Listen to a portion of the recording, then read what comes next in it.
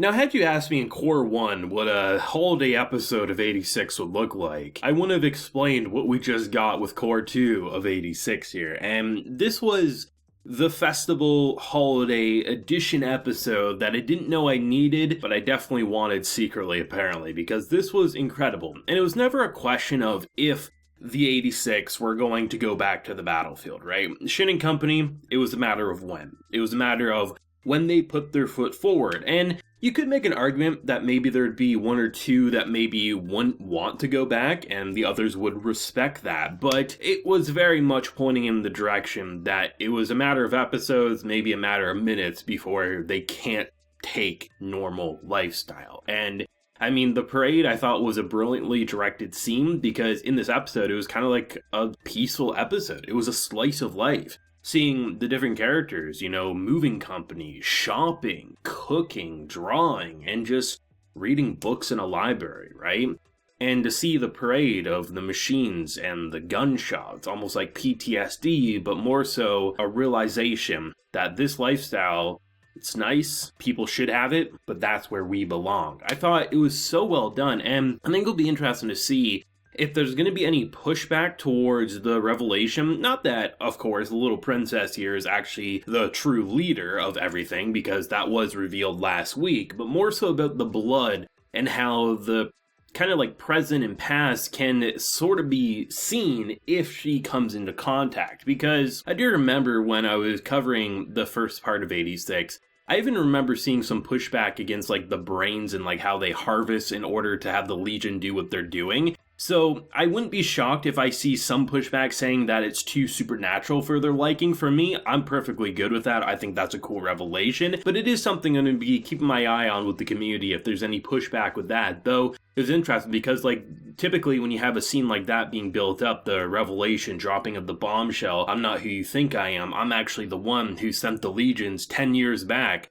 What the hell does that mean? I mean, are you older than you look, or are you like some weird like memory in another body? Like, what's going on? And rather than it being this emotional theme, they're pretty much just like, we know who we're gonna blame. We're gonna blame the Republic. Shit doesn't change because you say it. I mean, it's interesting, their worldview. The worldview's always been very fascinating, and depending on situations and how they interact with people in their current predicament, it can very well change how they might have responded, in this case, 10 years back when everything first started, right? And the whole idea of like what will happen once the war is over is something that a group of soldiers who pretty much lived their life knowing that they were going to die on the battlefield probably tomorrow, and if they didn't, then that was kind of like the best Christmas present for them. It's interesting to see different people and their opinions thinking that very much the war will end, but it's different in contrast to say like Lenocide and basically what's happening there where they are completely delusional, where the reactions to the war eventually ending here,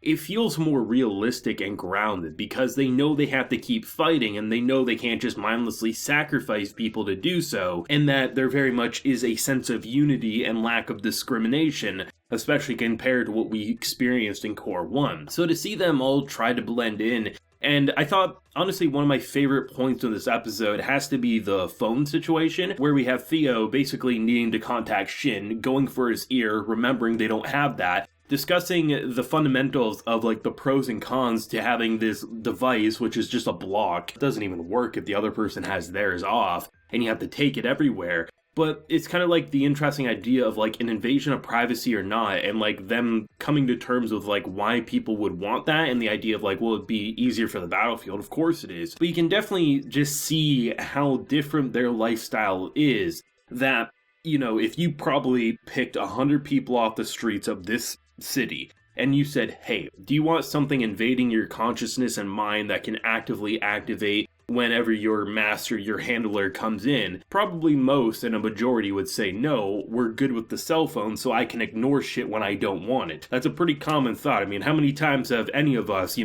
got a text message, a call, and we're like, hell no, I'm sleeping, I'm not home, and you ignore it. You can't really do that with the technology they had, as probably revolutionary as it is. It's going to be interesting though, because the idea and the way that it was revealed that they can pursue military is rather than just being a grunt soldier and probably dying or having nowhere to go post-war is pretty interesting, because last week I talked about Zimmerman here, old Ernsty boy, and I said he's probably going to be one of my favorite characters this season. I'm cautious because you never want to play it too safe with 86. The nicest of characters could turn out to be the evilest of scumbags. However, after this episode, I'm fairly convinced in his genuine goodwill. He's someone who seems to just want them to live a normal life, and like he said in the first episode of Season 2 or Part 2, a nation that won't help kids unless they get something out of it is no nation at all, right? And I think he very much is in that line of thinking. So for him to say you have to go through the military school and basically you'll have a better path in life post-war and during war, you'll have far more opportunities, that's the only way I'll agree to it. I think was a very reasonable and respectable thing, understanding that they tried, I think it was like a month time that passed or something along that nature, and the fact that they want to go back to the war, that they want to die on their own terms and want to fight for something, is something he can't stop, but he can encourage a more healthy lifestyle. And to have someone like Frederica come up and say, like, if, you know, you want to go back to your old lifestyle, that's not what humans are. That's not a path of freedom. While also calling out old Zimmerman over here saying, we don't want a cage of pity, you have to let them be themselves and choose their own path forward. And it was just such a great kind of holiday episode that normally should be depressing, you know, a bunch of people wanting to just go back to the battlefield after having what's basically harmony. But they have their taste of freedom, and now they want to protect, at the very least, something that seems worth protecting. Before, they're fighting for a side that had no care for them, that would dispose of them as soon as the war is over. They knew they weren't going inside those walls. Now they can fight for a side that seemingly, you know, cares about them. That the person who's taking care of them, who normally would say, don't go out to war, is like very much trying to be like a father figure despite recognizing he isn't.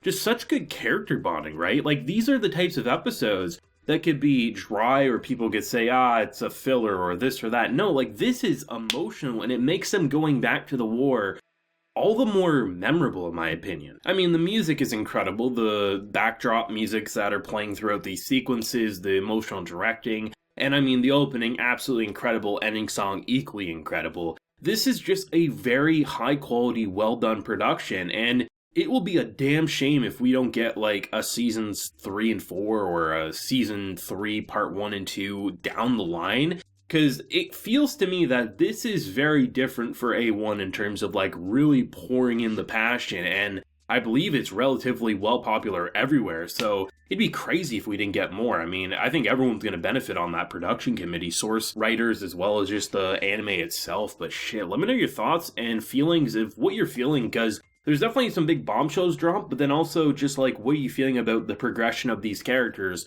wanting to go back to that military lifestyle? Let me know down below, leave a like if you enjoy, and subscribe if you're new around here. So until next time, everyone, please take care and have a good one.